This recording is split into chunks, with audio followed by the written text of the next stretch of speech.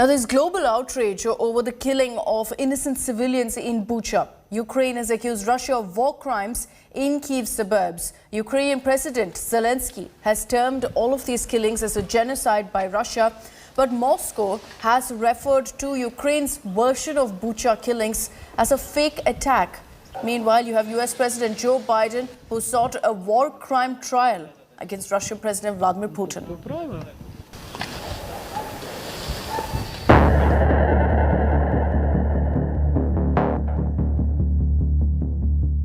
On the streets, inside houses, in the fields.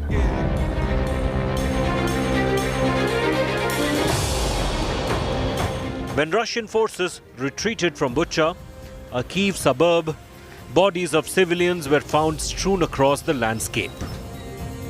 Many of them had their hands tied. Since the withdrawal, horrific images of mass grave sites have emerged.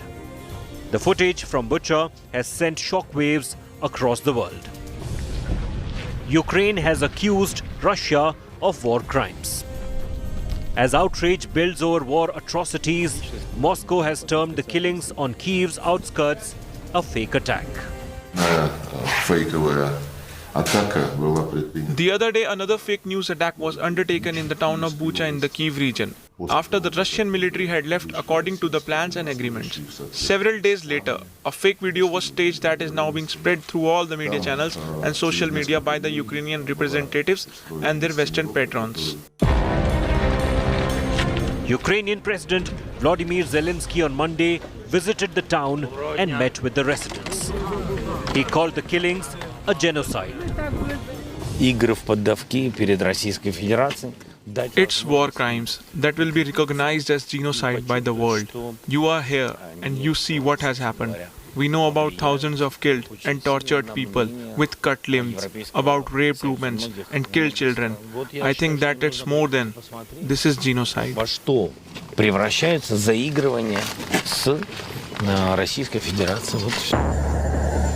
Reacting to the images of dead bodies in Bucha, US President Joe Biden once again called Vladimir Putin a war criminal. You may remember I got criticized for calling Putin a war criminal.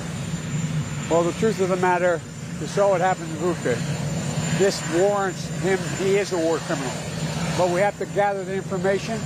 We have to continue to provide Ukraine with the weapons they need to continue the fight. And we have to gather all the detail so this can be have a war crime trial.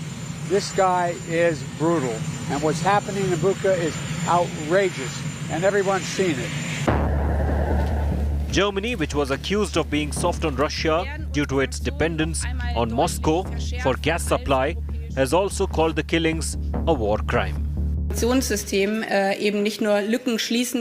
images of the past weekend have once again highlighted a new, brutal dimension of this war, with the most serious war crimes and crime against humanity. And that is why I made it clear over the weekend that we must not only close the remaining loopholes in the sanctions system, but that we must also intensively and rigorously implement this package.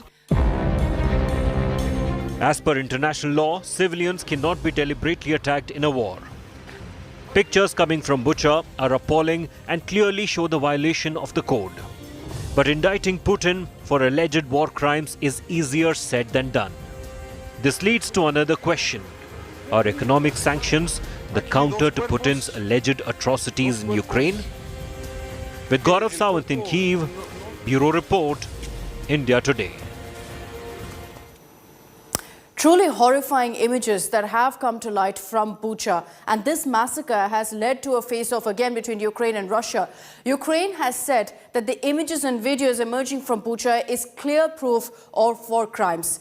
Vladimir Putin and Russia has responded, referring to all of this as a staged performance by the Ukraine government. Beyond that, Ukraine has also said that this was a deliberate massacre carried out by Vladimir Putin on innocent civilians, to which Russia has responded, saying that it's completely a fake attack to undermine Kremlin. They're claiming that that some videos are being put out by Ukraine to send across a certain message and that there's nothing that Russia has to do with this incident in Bucha.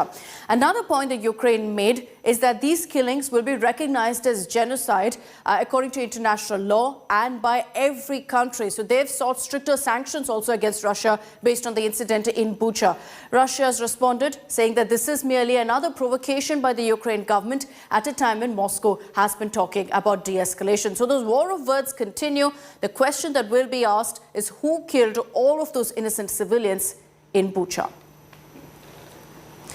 The West is clamoring to try Russia for genocide after these horrifying images emerged from Bucha.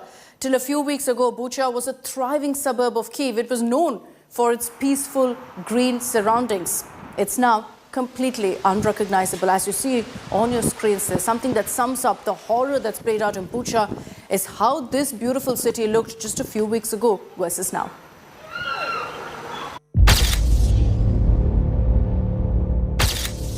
In diesen Stunden erreichen uns furchtbare und grauenerregende Aufnahmen aus der Ukraine.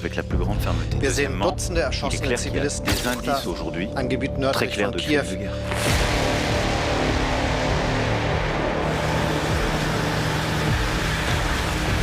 Bucha, a tiny city on the outskirts of Kyiv, has become the site of the most barbaric Russian action in the 40-day war.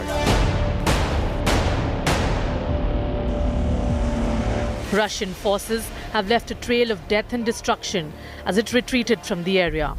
The massacre of innocents has shocked the world.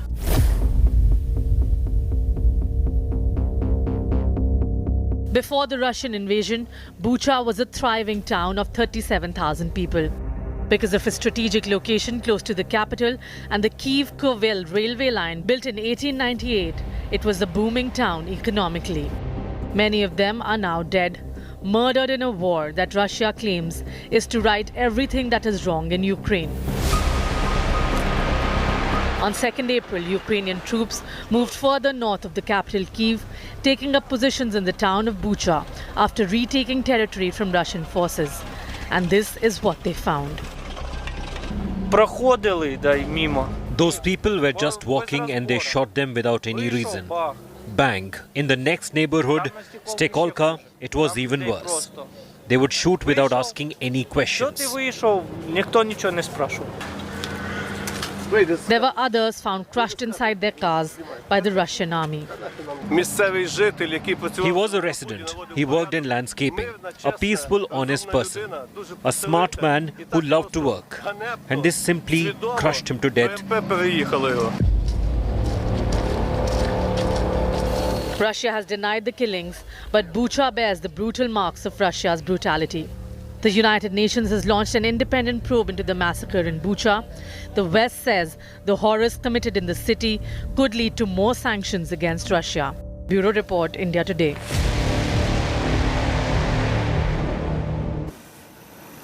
We'll continue getting you all the updates from Ukraine. For the moment, we're shifting focus to all the big national stories of the day. The focus is on what's happening in Karnataka. There's a fresh communal face-off that's been sparked over an Azaan ban that's been demanded by Hindu fringe groups in Karnataka. And remember, this comes just days after back-to-back polarized tears in the state. The hijab controversy, the halal controversy, and now this.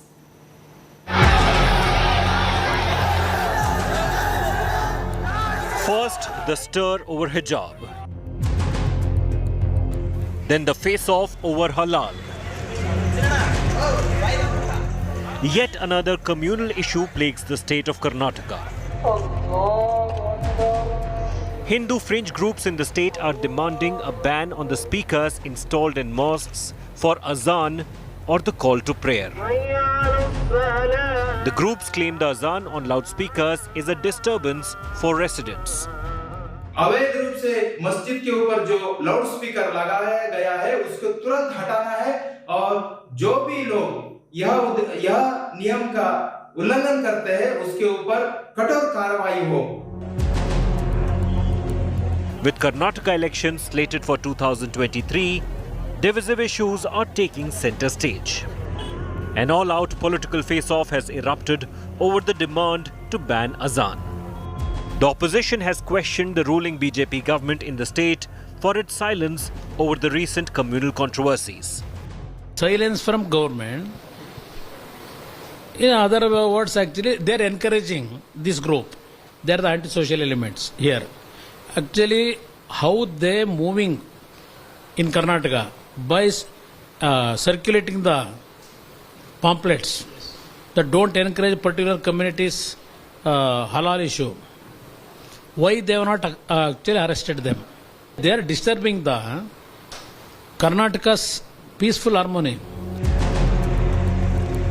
The Karnataka government denies any discrimination against minorities under their watch, but add that supporters of Pakistan will not be spared. ಇಲ್ಲಿ ಏನಾಗುತ್ತೆ ಮುಸಲ್ಮಾನರು ತೃಪ್ತಿ ಪಡಿಸಬೇಕು ಅನ್ನೋ ಅವ್ರ ಪ್ರಯತ್ನವನ್ನು ಮುಂದುವರಿಸ್ತಾ ಇದ್ದಾರೆ. ಇದು ಒಳ್ಳೇದಲ್ಲ. ನಾವು ಹಿಂದುತ್ವದವರೇ ಹುಟ್ಟದಾಗಿಂದನೂ ಹಿಂದುತ್ವದ ಬಗ್ಗೆ ಬಂದಿರೋರು ನಾವು. ಆದ್ರೆ ಮುಸಲ್ಮಾನರು ವಿರೋಧ ಮಾಡಲ್ಲ ನಾವು. ಯಾರು ಮುಸಲ್ಮಾನರು ಈ ದೇಶಕ್ಕೆ ಸ್ವಾತಂತ್ರ್ಯ ತರದ ಹೋರಾಟ ಮಾಡಿದ್ರು, ಯಾರು ಮುಸಲ್ಮಾನರು ರಾಷ್ಟ್ರಭಕ್ತರಿದ್ರು ಅವ್ರಿಗೆ ಗೌರವ ಕೊಡ್ತೀವಿ. ಇಲ್ಲಿ ಅನ್ನತಿಂದ ಪಾಕಿಸ್ತಾನ ಜಿಂದಾಬಾದ್ ಅನ್ನೋರೇ ನಾವು ಬಿಡೋದಿಲ್ಲ. The principal opposition, Congress, has accused the BJP of not acting to preserve harmony. It's the duty of the government to take cognizance of all these issues to see that communal harmony is maintained in the state. In the neighbouring state Maharashtra, the Raj Thackeray-led MNS has threatened to play Hanuman Chalisa on loudspeakers if the ones installed at mosques are not removed. Even as Raj Thackeray made this threat, one of his party workers followed through. Mahendra Bhanushali was detained after he installed loudspeakers on a tree and started playing Hanuman Chalisa in suburban Mumbai's Chandiwali area. After Bhanushali's arrest, the Mumbai police took down the loudspeakers. After halal and hijab, loudspeaker politics is testing the social fabric. Bureau Report, India Today. A post on Twitter by a senior startup executive from Bengaluru with the poor quality of public infrastructure has ignited a war of words between the Karnataka government and counterparts in Telangana. Here are the details.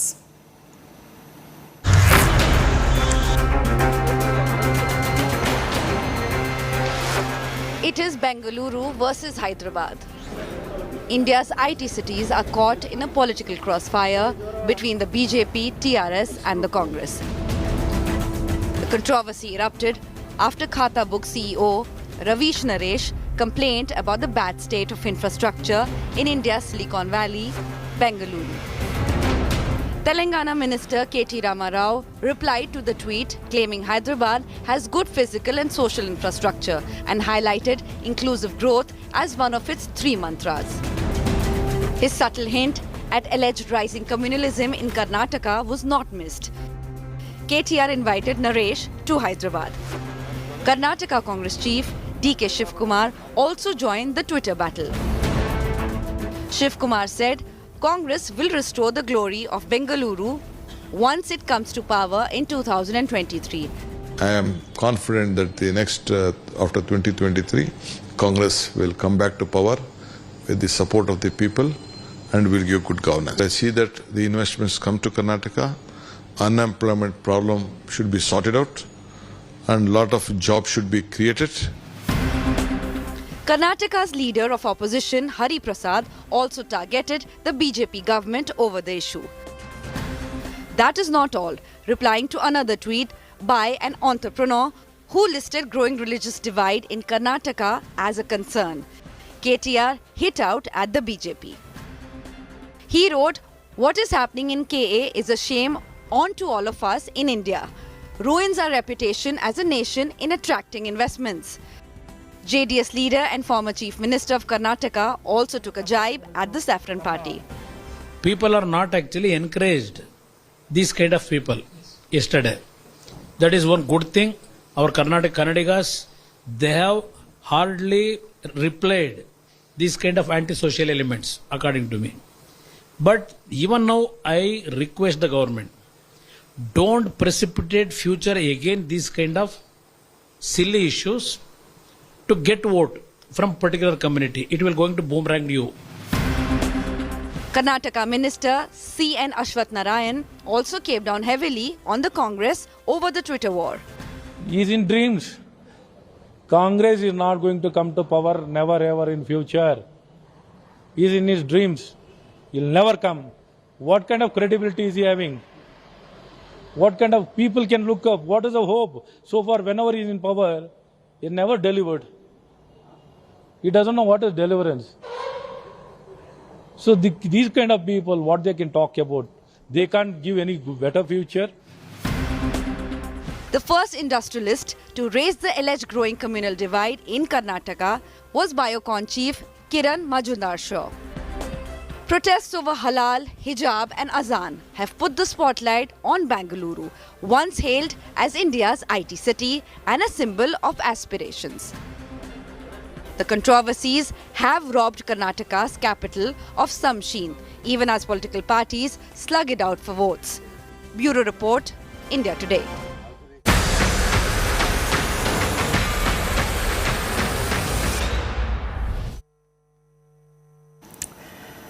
Let's also this morning get you all of the updates coming in from Pakistan. Embattled Imran Khan is planning a massive protest against the Pakistan opposition, whom he's referred to as traitors, asking support to join his street fight. Imran Khan said that such foreign plots will keep happening until and unless people start opposing it.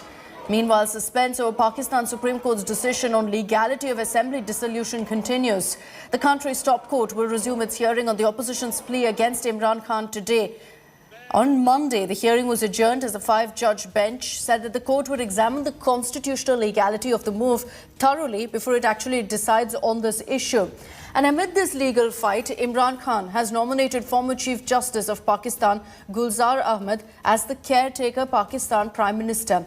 The announcement comes after President Arif Alvi sent letters to the Pakistan Prime Minister to Imran Khan and leader of the opposition Shehbaz Sharif, saying we must pick a caretaker Prime Minister till elections are held.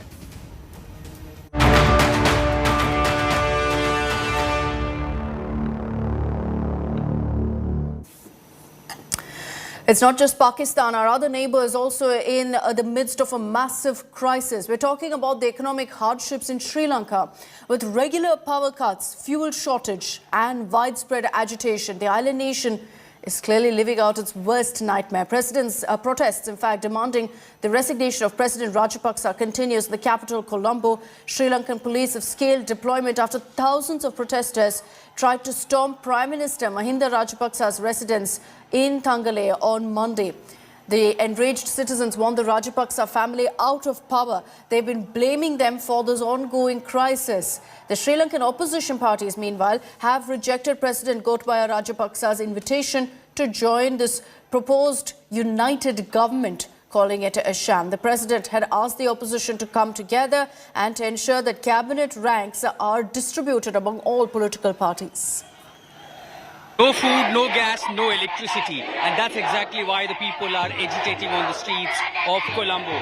This is Independence Square of Colombo, one of the iconic places in Sri Lanka's capital. And there you see the youth has hit the street against the Rajapaksa government. And despite the resignation of the cabinet, the councils, here the protest breaks out in a huge number. The youth from Colombo that is protesting against the Gotabaya government. And again, it's the economic crisis, and that has led to this massive situation for almost everyone, be the VIP or a common person. The soaring inflation has hit the everyone. Seeking justice, most of these protesters demanding the Gotabaya government to go. That's exactly what is happening here. We're seeing the protests breaking out all across the country. Now joining me some youth here at this iconic Independence Square. We know why the protest is on, why the protest is breaking out. There have been several restrictions order. We have seen the curfew in place, emergency in place, but we have seen the cabinet tendering resignation. You think this will resolve the crisis, and this is also somewhere meeting the demand what the people were demanding? No, I do not think. I think this is a drama. This is a real facade. I think there should be a constitutional amendment to basically hold the presidential election soon, because the president can resign and hold the presidential election soon. So that is the only way to stop this impasse. So what do you think, what triggered this economic crisis in Sri Lanka and how did it start? Well, there are so many. Of course, the COVID is one of the reasons. However, COVID is a problem that is affecting all the countries in the world, not just Sri Lanka. And initially, this government handled the COVID crisis very well, to be fair. It is the disappointment, and now it is now at the extent of anger. And there you see the boys and the girls in a huge number.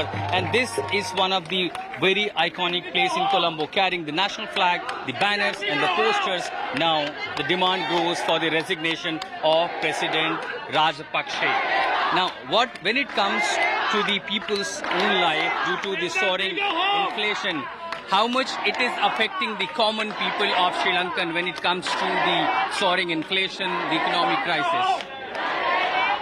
Actually, we are finished. We are finished. I mean, people are suffering more than enough. People are suffering more than enough.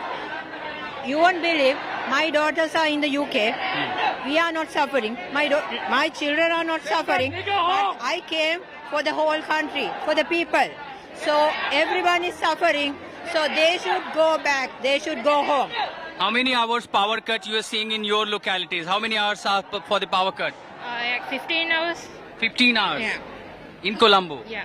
That's the traditional protest, and that's a kind of civilian resistance against the government, Rajapaksa administration, the protest breaking over all across Sri Lanka.